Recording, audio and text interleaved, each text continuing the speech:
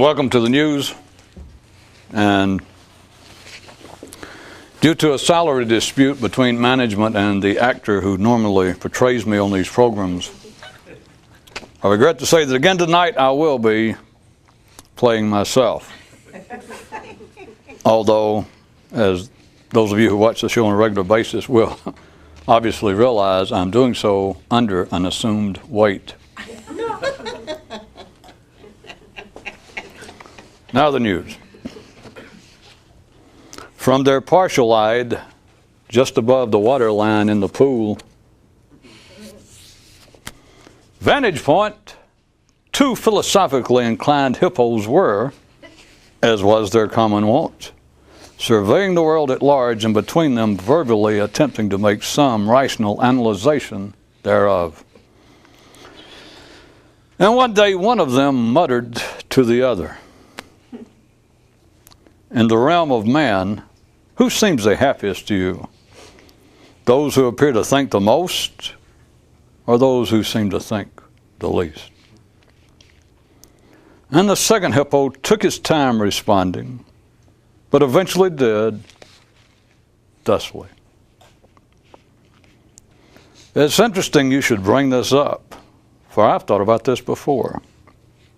And every time that I do, for some reason, I feel a kind of, a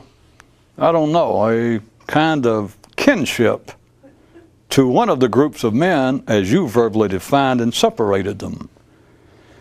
And by such, it's hard for me personally not to believe that the group with which I feel an affinity is the happiest.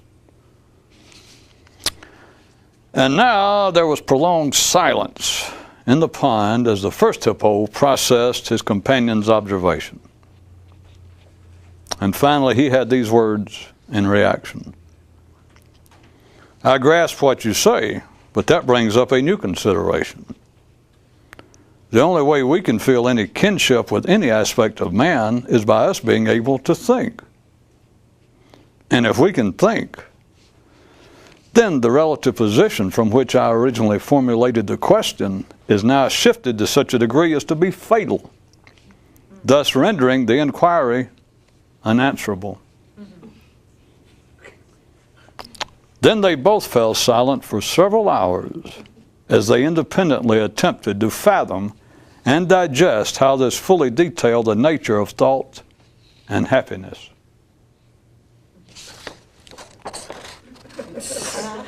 A viewer writes, "I have watched your show for some time now and heard you pass through using as examples cows, birds, worms, and wolves, but now that you've latched on to hippos, you've gone too far. I had an uncle, sir, who was a hippo. Yours unnerved, etc." I forget him. Let's play a game, a guessing game. What's the one thing that can never be satisfied?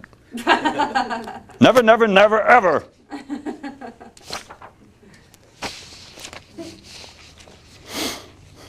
One man was much a student of history. Well, it wasn't that he actually studies history. What he does is continually go back over in his head everything that has ever happened to him. Hey, close enough for us, right? "Let he who is without similarity cast the first epoch." We always say, huh? And a man suddenly thought, "I'm sick of having to agree with the norm and the average. It's not cute, it's not slick, and it doesn't explain anything. Much less let me off the hook. I've worked so hard to hang in place for myself." Hey, is he detailing our sentiments exactly, or what? I can only hope that he, same as us, also knows the trick of how to escape accepting the norm and the average as the suitable standard. You know, the trick of ignoring them. The sweet life of the anti-student of everything. There was once a man who lived up north, and took it upon himself to so relentlessly denounce his position and to so talk up the benefits of being in the South that he, now this is a multiple choice, so you must decide the conclusion, that he, A, left the North, B, made changes there that made it more agreeable, or C, talked the whole thing to such a fine, exasperating kettle of stew that he eventually lost interest in the entire affair. Geography and position don't mean shit if you're a moron. And even if you're not, they don't. And just in time appeared the cheerleaders to lead us in this cheer. Live it up, way up. Live it down, downtown. Don't you be bringing that garbage home with you. Why you think we moved out here in the first place? Huh? You know, that's really touching. Almost brings a tear to your eye to see them carry the coach off the field like that on their shoulders. I don't think there is a team other than man who could even begin to pick up life. And of course they can't. It's just them having a mind and all lets them pretend. If a worm accidentally runs up against all four walls of his locked room and realizes the nature of his existence, he'll go mad. If a man does the same and doesn't turn into a worm, he'll be free of his. Yes, that's all well and good, but why even take the chance of sailing off the edge of the earth? We all know that it's there. It's just a question of where it is at any given moment and what the odds are of your unnecessary movement putting you in a position that therewith coincides. Well, thank you, Queen Isabella, Munchkin version, for that far-reaching, insightful advice. I'm sure we'll all be the better for it, if not the more assuredly safe. And speaking of safes, did you hear the one about the priest, the rabbi, and the surveyor who were going to break into a bank? Yes, that's all well and good. And I'm sure we all enjoy a rousing joke as well as the next man. But you still haven't responded to my question of why one should risk even the possibility of falling off the edge of things when, by Jove, I fail to see any potential payoff for activities that might put you in such a position. Okay, that's enough. Somebody shoot the munchkin. After they've fed their gut, everyone in life wants the same thing. That's right, the exact same thing. But only a few people recognize what it is. Once upon a time, a mirror came upon a pool of water, knelt down, looked into it, then cried out, "My God, what is that terrible thing?" And the goldfish thought, "Geez, which bus from the boonies did he drop off of?" The government specifies that line 17B should be filled in here, wherein you respond that yes or no, you do not yet understand the practical uses of the unexpected, even when it is as harmless as the verbal variety involving such meaningless matters as mirrors and minnows. After he'd fed his gut, one man asked himself, "What was any further point to life?" Sir, get thee to a reflecting device quick if you want to stay normal. According to a secret report from the Non-Standard Space Agency, some reasonable beings from an intelligent planet, while on a mission, made an emergency landing on a certain world which proved to be most strange. The inhabitants there purposefully made one another feel bad and guilty through ceaseless verbal attacks on each other. The report goes on to say that our crew repaired the fatabulator as quickly as possible and got the hell out of there. Whew, I'd say. In response to many comments and accusations, one man finally said, "Pissed? Pissed? Yeah, I'm pissed. And you want to know why? Huh? You want to know why? Well, I'll tell you why. I don't know why." May I suggest to you that this little episode represents more than just the parochial situation of one dude. Children should confine the frightening stories they tell adults to those concerning creatures that will come out from under your bed at night and suck out all of your brains. Just a bit of compassion and common sense goes a long way in people rearing. Life paid me to say that. And it was with no recompense that I substituted the word people where the original script said idiot. Yes, sir, I guess a little compassion and common sense can count for something. Just don't expect it to mean anything if you stay in your room with your mind locked. And speaking of locks, did you hear the one about the philosopher, the proctologist, and the mining engineer who wanted to break the genetic code?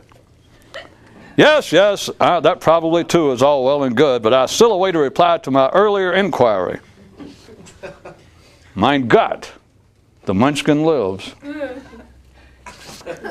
One man allowed himself to receive pudding instructions from some tapioca with the secret intent to eventually use same as an anti-pudding weapon. Guess who ended up with flour on their face? The trickiest aspect of figuring out what's going on with life, if you think of life as being what the mind conceives it to be, is that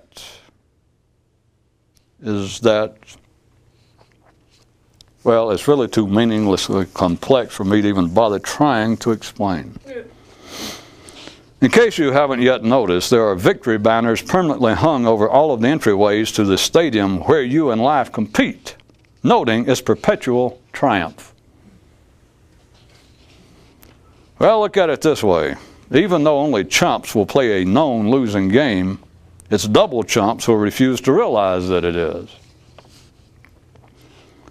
A mad dog in a locked room can't hurt you unless you hold out your hand and invite him to bite you and then declare, well, the damn thing bit me.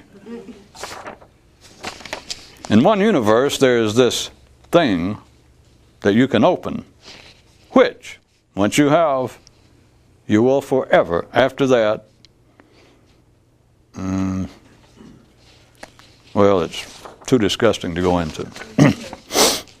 One man fished in a particular pond until, multiple choice again, until A, he caught all the fish therein, B, he finally realized there were no fish therein, C, he got tired of fishing, D, he experienced all of the above simultaneously one day, exploded, blew away, disappeared, and took the damn pond with him.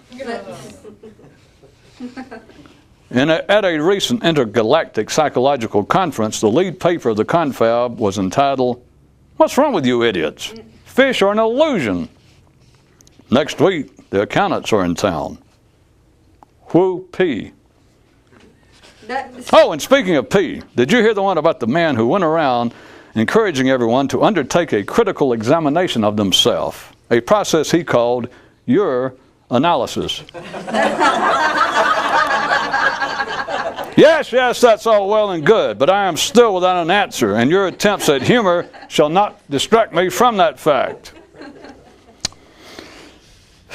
And that you just said, dear Munchkin, contains therein a fully expositionatory response to your own question.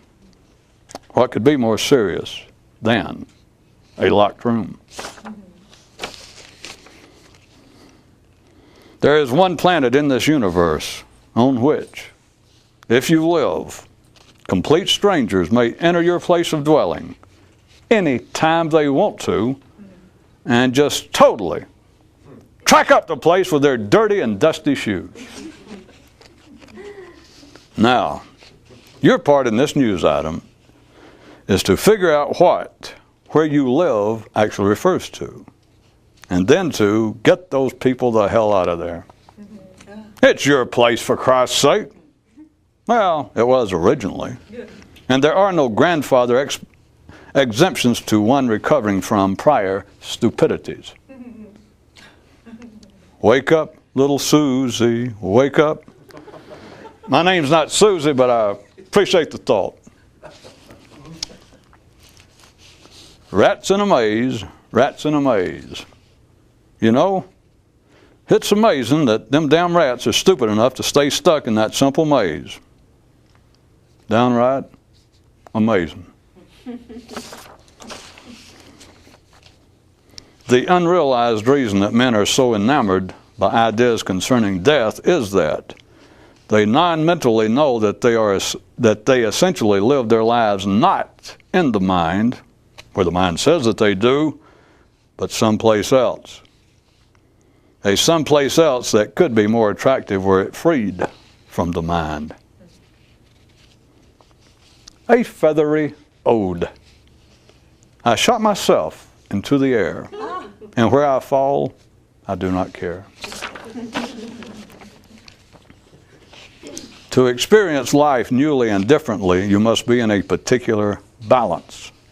A new and different balance that each person must discover for themselves. For you to be free, the mind must be let free to be itself. Not let be itself, but let free to be itself. The man who knows the difference knows the difference. As men begin to arouse themselves from slumber, they start to see their own life as a metaphor. As for what specifically is unclear, but they feel most assured that their individual existence is but a metaphor for something greater. Then as they become able to actually arise from their bed of distraction and step out of their darkened room into the natural light, metaphors and allegories disappear in the splendor of everyday things just as they are. No mental illusions for us, thanks. We're driving. Oh, really? Where are you folks off to? Well, originally we wanted to go to Istanbul or Shangri-La or somewhere mystical east of here. But now we'll settle for wherever we go. Well, that's just great. You folks have a nice trip here, and be sure and don't ever come back. Or, that is, except for a visit. Bye now. And off they went, getting maximum mileage from their efforts by seeing and taking things just as they are.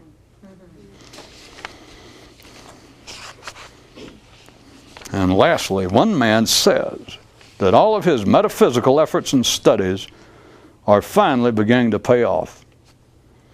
And with such intensity and with such magnitude that on some mornings he is able to freestand in the middle of the room, holding on to nothing, and put on his socks without falling over and hurting himself. It's amazing.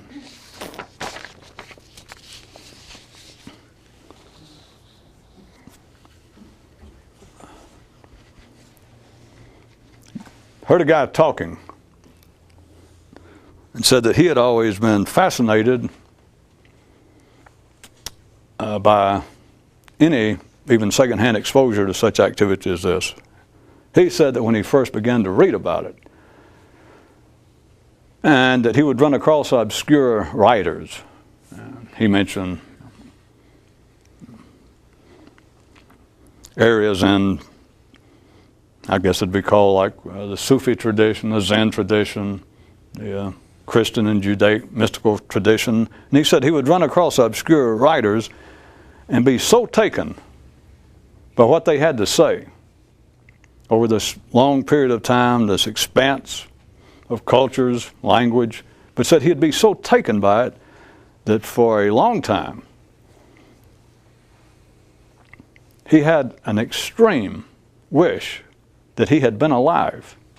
He said that his view was, had he been alive, not only would he have benefited by finding these people at the time and being with them, but he says that he would have insisted that he be allowed to help promote their ideas and their work. And that had he been there at the time with someone with such ideas, and that him putting forth the effort, they would not now, hundreds of years later, be obscure footnotes, that they would be world famous figures. And he said that he was somewhat perplexed that they were not better known.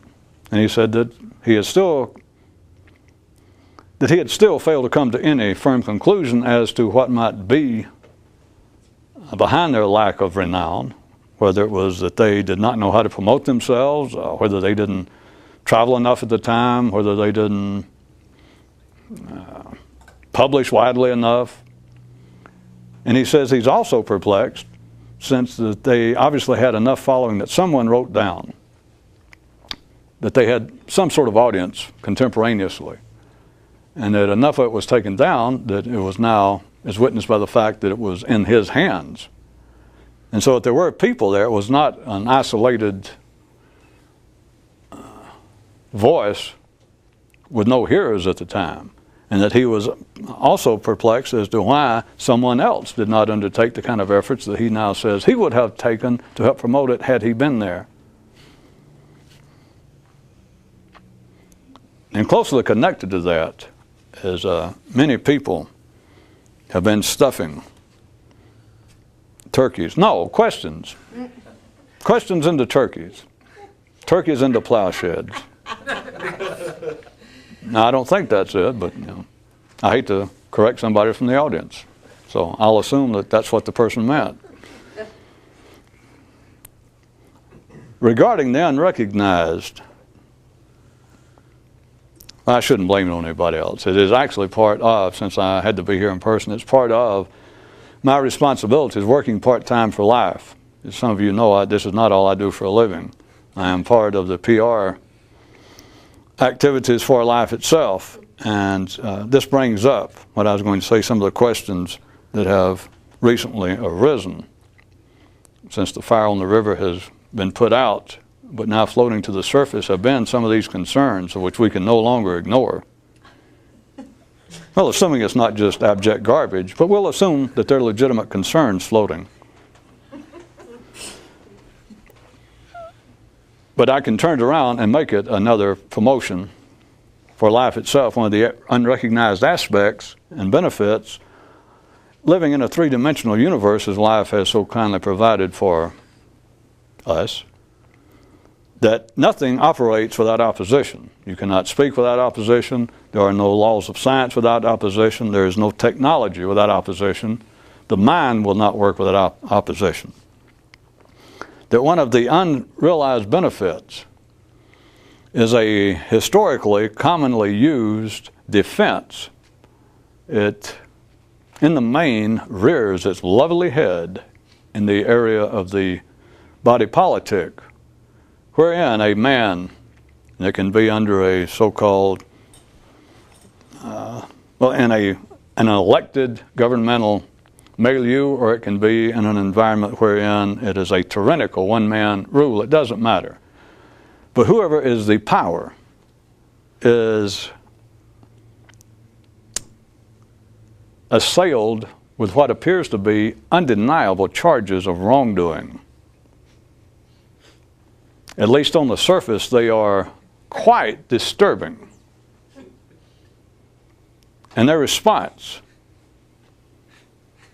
without even, if they do not even have time to gain access to their own particular private PR men, no speechwriters, any decent tyrant, prime minister, president, councilman, alpha male wolf, if he speaks, they all know in some way it's in the genes of those who are attracted to such endeavors.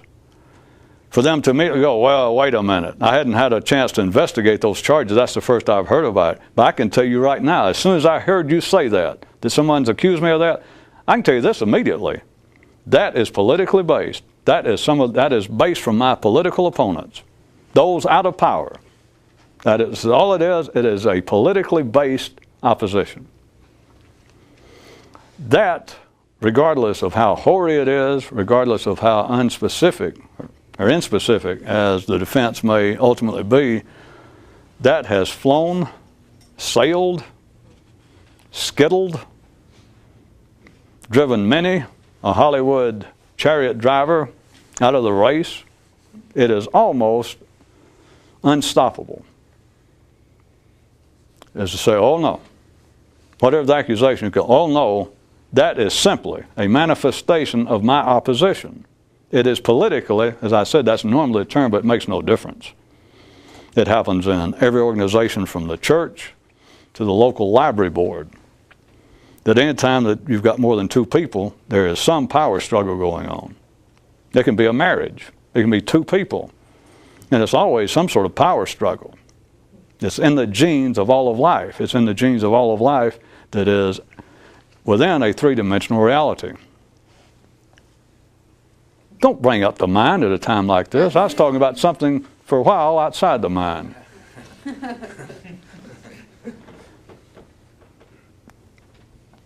When I said that there's an unrecognized benefit of which I was trying to speak up on behalf of life, it is not simply that it works to some degree. That is, that a politician suddenly accused of some outrageous, felonious misuse of office, that he's caught flat-footed and a reporter suddenly runs up while he's getting in a car and says, "Do you realize that you've been indicted in Des Moines for voter fraud?"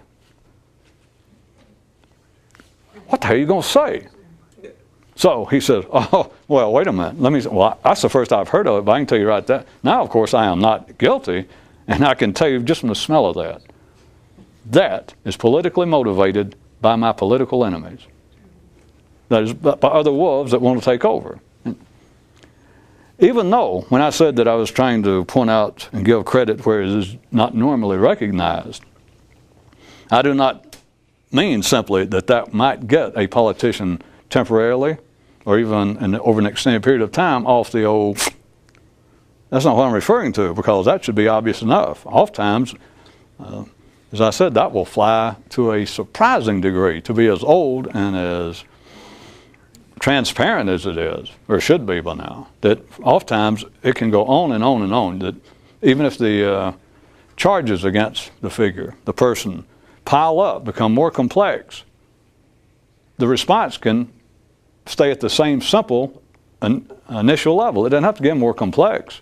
The charges get more serious, more complex, more detailed, and the king, the tyrant, whoever it is, go, well, hey, I'm not surprised. Did I not tell you people when this, I told you reporters, the first day this came up, I dismissed it. I told you there was no basis to it, that it was obviously, any fool can see, this is simple.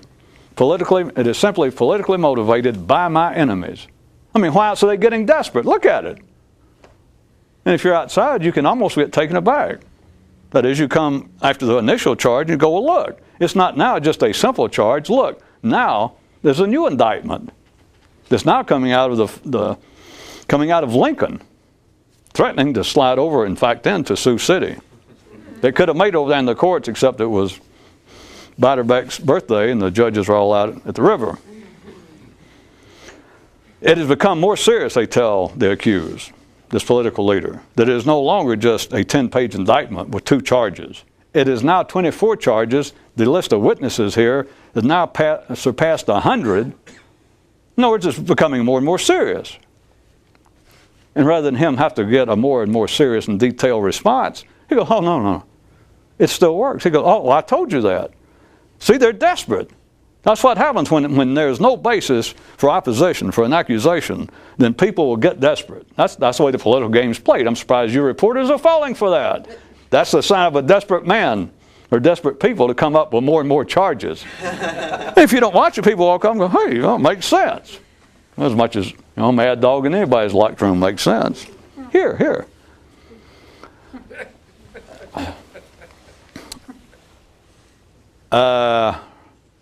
Regardless of my throwaway, you do realize that I'm talking about the mind.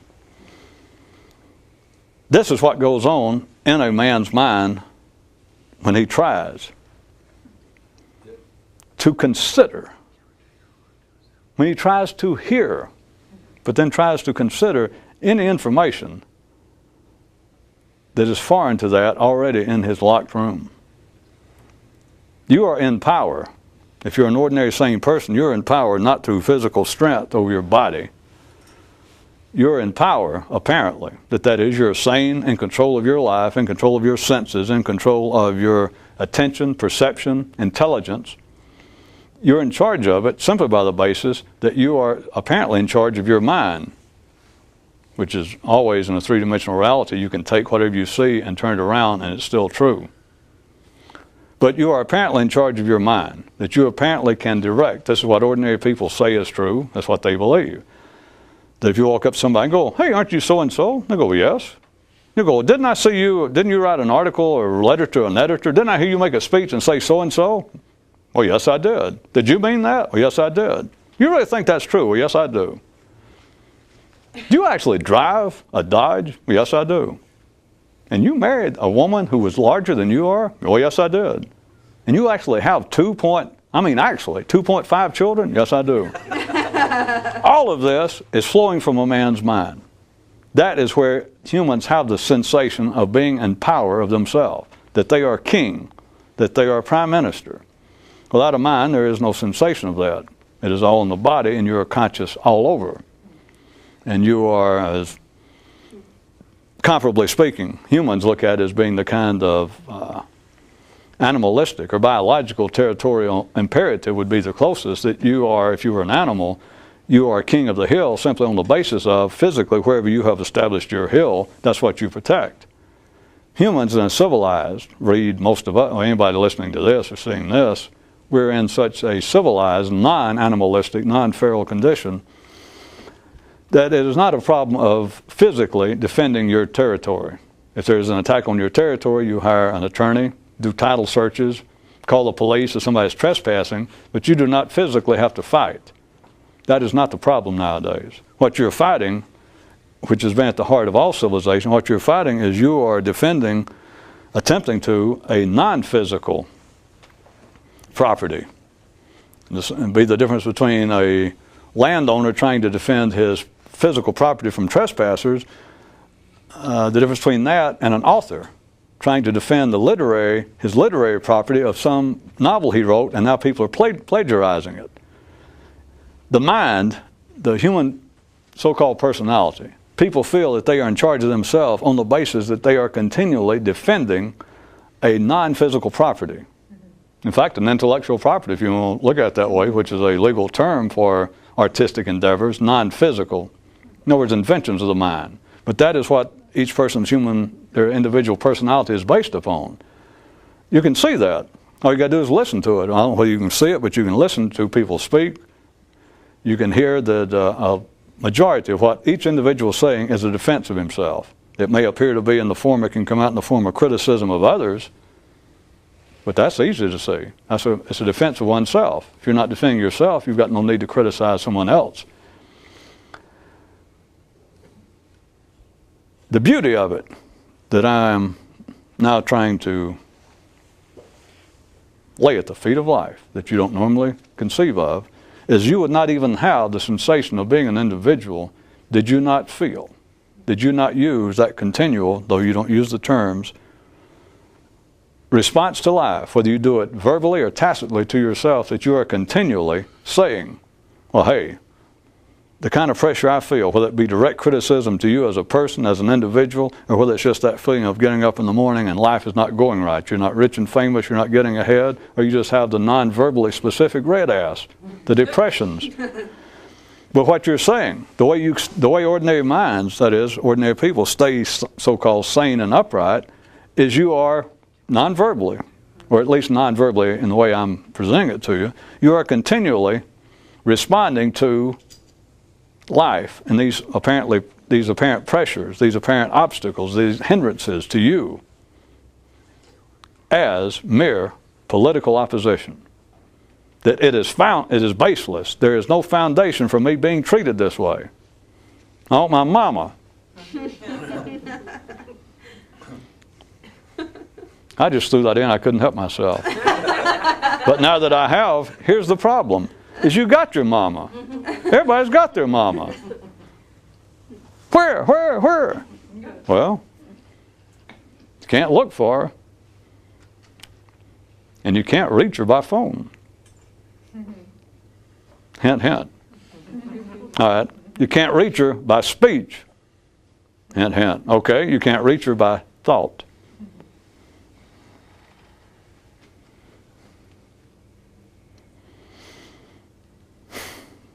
The attacks against me are absolutely groundless. It is nothing but cheap political opportunism. You don't hear, you can't feel that in your own mind when you try to think what's going on in life. Well, ordinary people can't. Regardless, I went to all the trouble to make that gesture. Ordinary people can't. But if you're trying to visit that land of realization, that kind of land of no thought, or that land where it is just one big ocean of unmoving thought,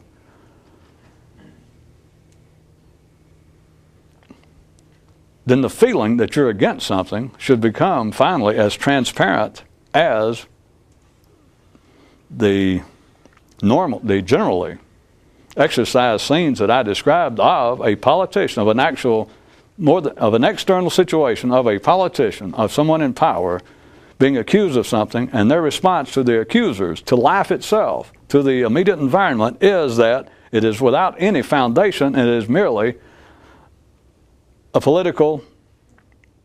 politically based, that the opposition is groundless. People who attempt to do something with the mind, you should feel that there is that kind of scenario going on continually, and you don't notice it and you dismiss it. That it's as though, this is not, of course, literally true, but it's as though your right brain, one side of your brain, one lobe, turns to the other lobe and goes, hey, what you been thinking? Why did you think that? It goes, well, wait a minute. Even if I did think, well, no, I didn't think that. No, I didn't. Plus, there's no need for you to say that. There's no basis for you even being interested in this. There's no basis for you to accuse me of that. Why did you bring that up? You've got no standing to accuse me of that.